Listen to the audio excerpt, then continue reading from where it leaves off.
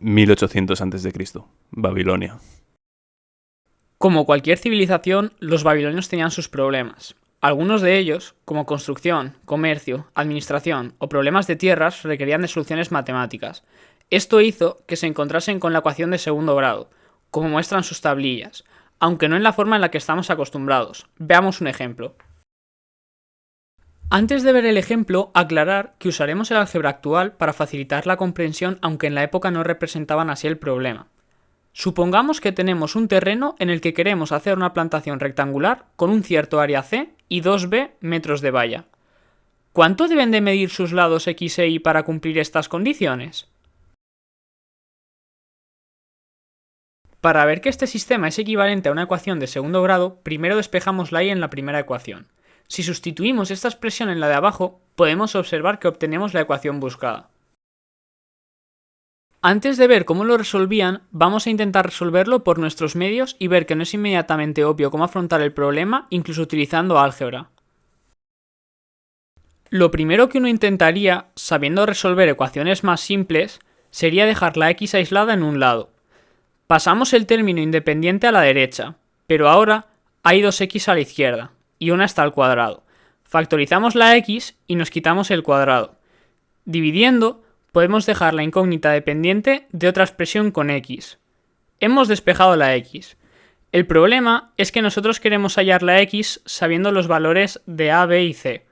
Como en la parte derecha hay una X también, no podemos conocer su valor.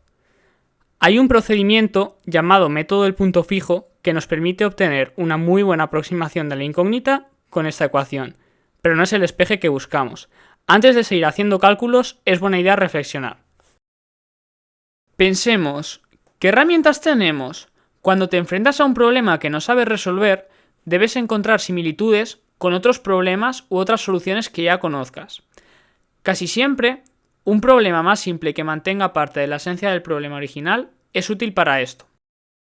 ¿Sabemos resolver algún caso particular de este tipo de ecuaciones? Sí. Por ejemplo, x² menos 16 igual a 0.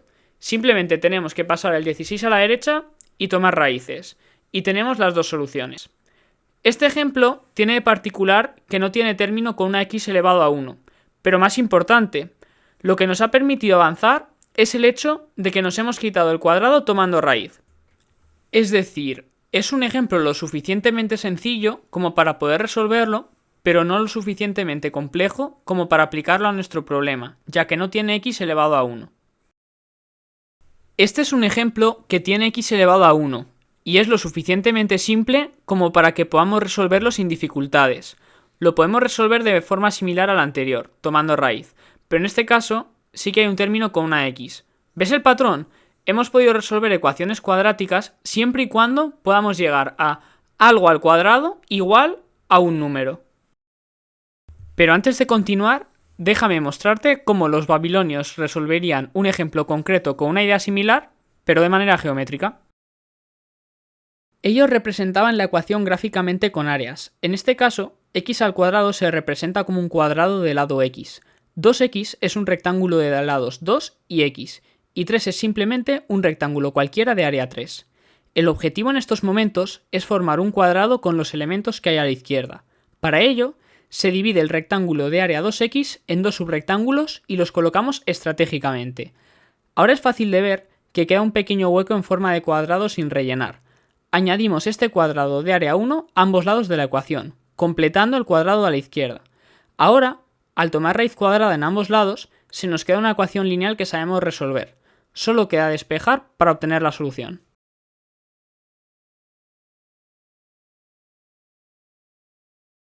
Aunque la idea de completar el cuadrado también se puede usar para resolver el problema general, aún faltarían miles de años para eso debido a 4 obstáculos principales. Falta de formalismo, ya que en esa época las matemáticas estaban muy ancladas a problemas reales, no aceptación de números negativos debido a la importancia de la geometría en las matemáticas de la época, que trata siempre con cantidades positivas, álgebra. El desarrollo del álgebra permitió sistematizar y tratar de manera más sencilla las ecuaciones. Y notación, en Babilonia ni siquiera existía el signo de menos, ni el de igual, tampoco x como incógnita o ABC como constantes. El primero de los problemas sería resuelto parcialmente por los griegos, que aumentaron notablemente el formalismo en geometría, aunque aún no estuviesen los estándares actuales. Aun siendo un gran paso, la geometría no sería suficiente para tener un método sistemático para resolver cualquier cuadrática. Serían los matemáticos indios los primeros en obtener una solución completa, gracias a Brahmagupta. Este avance se dio en parte a la aceptación de los números negativos, que permite escribir todos los tipos posibles de cuadráticas en una. Esta solución estaba escrita como si fuese una receta de cocina, no como una fórmula, limitando en cierta medida a estos matemáticos. Llegados a este punto, solo nos quedan dos piezas clave del rompecabezas: el desarrollo del álgebra y la notación. Este avance fue un proceso largo y gradual. Todo comenzó en Babilonia, continuó con Diofanto en la antigua Grecia y más tarde, Brahmagupta llevó el álgebra a un nivel en el que ya era posible resolver de manera general la ecuación de segundo grado, como vimos antes. Al-Khwarizmi dio un paso más al sistematizar estos procedimientos, pero el paso final llegó en el siglo XVI. François Vieutet revolucionó las matemáticas al sustituir números concretos por letras en los coeficientes de las ecuaciones, permitiendo que una única expresión representara todas las posibilidades. Esto allanó el camino para las fórmulas generales y, con mejoras posteriores, como la introducción del signo igual en el siglo XVII, llegamos finalmente a la ecuación de segundo grado tal y como la conocemos hoy. Para resolverla, primero dejamos la ecuación de forma similar al ejemplo de resolución gráfica anterior, que es más simple. Para ello vamos a quitarnos la a que acompaña a x cuadrado dividiendo entre a, que asumimos distinto de 0. Luego pasamos c entre a restando porque es el término independiente, y así lo tenemos de forma similar al ejemplo anterior. Antes de continuar, probablemente te estés preguntando: ¿y si b entre a o menos c entre a son negativos? ¿Qué pasa con el concepto de área? Si bien el dibujo deja de tener sentido, lo bonito es que se sigue manteniendo la coherencia. Hacemos exactamente lo mismo de antes. Dividimos el rectángulo en dos, lo acoplamos al cuadrado de esta forma y añadimos este cuadrado pequeño para completar el cuadrado. Ahora tenemos un cuadrado, pero algebraicamente no queda tan claro. En realidad, esos términos son resultado de elevar al cuadrado x más un medio por b entre a. Tomamos raíz cuadrada y ya nos quedaría una ecuación lineal. Esta vez, al contrario que en el caso de los babilonios, también consideramos el signo negativo al simplificar la raíz, ya que tenemos en cuenta números negativos. Lo único que tendríamos que hacer para despejar la x es pasar un medio por b entre a restando, pero vamos a completar más pasos para llegar a la fórmula que todos conocemos. Ahora simplificaremos las fracciones. Multiplicamos el numerador por el numerador y el denominador por el denominador. El cuadrado de una fracción es el cuadrado de sus elementos. Luego sacamos factor común 1 entre 4a cuadrado dentro de la raíz. Para ello, tenemos que conseguir el 1 entre 4a cuadrado a partir del término c entre a. Multiplicamos y dividimos por 4a, y abajo se nos queda lo que queríamos, y ya lo podemos sacar como factor común.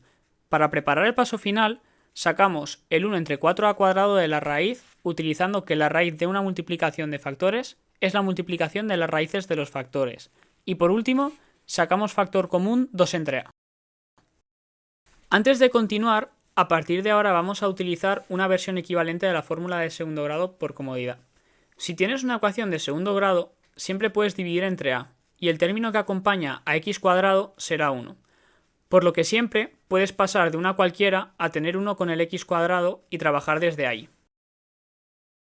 En matemáticas, siempre buscamos formas elegantes e ingeniosas de resolver los problemas.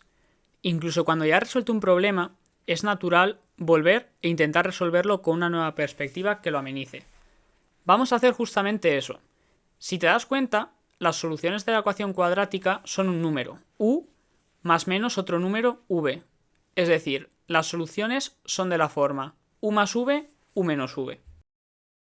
¿Qué es lo más obvio que podemos hacer sabiendo esto? Introducir cada una de las expresiones en la ecuación de segundo grado. Entonces, obtenemos un sistema cuya solución nos dará cuál es el número u que estamos buscando, y el número v que se le suma y se le resta para obtener las soluciones de la ecuación original. Ok, con esto ya podemos resolver el problema, pero te habrás dado cuenta de que no es muy práctico, y seguramente podemos encontrar algo más ingenioso. ¿Dónde más podríamos sustituir u más v y u menos v? Si hacemos memoria, ya vimos otra forma de escribir la ecuación de segundo grado. Si sustituimos aquí, los cálculos se hacen particularmente sencillos, pero antes tenemos que entender la relación exacta entre el sistema y la ecuación, ya que desconocemos cómo se relacionan sus constantes. Para ello, nos adentraremos en la factorización. Veamos un ejemplo. La representación de la ecuación usando la factorización tiene en cuenta ambas soluciones. El motivo es que realmente estamos escribiendo x menos una solución por x menos la otra. Esto nos permitirá relacionarlo con el sistema de ecuaciones, ya que en él también aparecen explícitamente ambas soluciones y, por supuesto, podemos relacionarlo con la ecuación que todos conocemos simplemente factorizándola.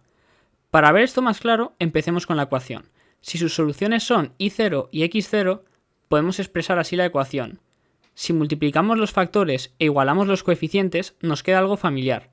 Esta expresión es la que teníamos antes, pero las constantes ahora son las de la fórmula inicial, por lo que ya sabemos la relación entre ambas.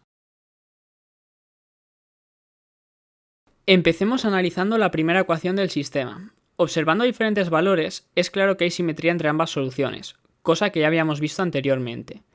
La diferencia es que ahora sabemos cuál es el punto respecto al que la simetría existe, ya que, al ser simétricos y sumar menos b, el punto medio será menos b medios, como podemos observar en la animación. Este valor sería equivalente a la u de u más v y u menos v. Sabiendo esto, escribimos las variables como menos b entre 2 menos v y menos b entre 2 más v. Ahora es el momento de sustituir estos valores en la segunda ecuación. En este punto ya podemos relajarnos. Solo tenemos una v, que está al cuadrado, y esto lo sabemos despejar hasta con los ojos cerrados, por lo que hemos resuelto el problema. Ya con el problema resuelto, nos damos cuenta de que es bastante más simple que el anterior. Primero, vemos la simetría gracias a la primera ecuación.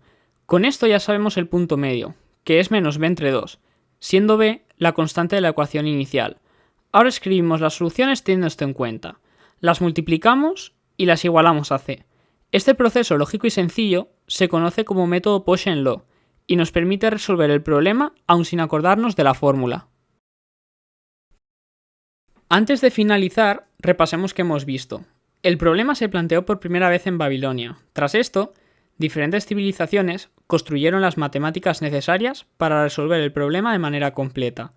En este punto, analizamos la solución para buscar una forma más sencilla de llegar al resultado. La simetría nos lleva a dos soluciones, una usando la ecuación general y otra con el sistema. Mediante la factorización, conseguimos relacionar el sistema con la ecuación para, finalmente, lograr resolver el problema inicial sin usar una fórmula de manera sencilla. Si te ha gustado, dale me gusta y suscríbete, porque los próximos vídeos van a ser aún mejores.